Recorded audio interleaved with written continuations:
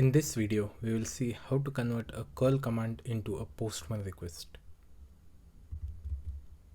Here is a sample curl command, and usually we can just hit it from our command prompt or terminal and we get a response of a curl command from our API server.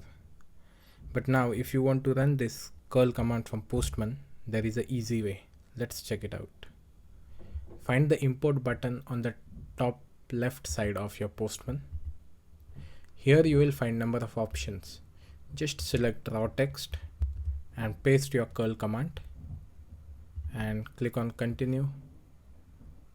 Okay, so curl command is imported as a Postman command and you can send this request to server and get a response from Postman.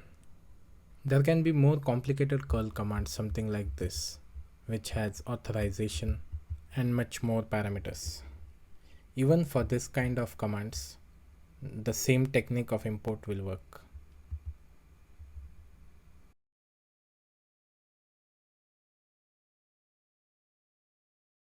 You can see that for this command, there is an additional authorization header already been generated by Postman. If you have any question, please feel to write them down in our comment section of this video. And if you have any suggestions for more videos or questions about other videos, feel free to let us know in comment section. Thank you very much for watching.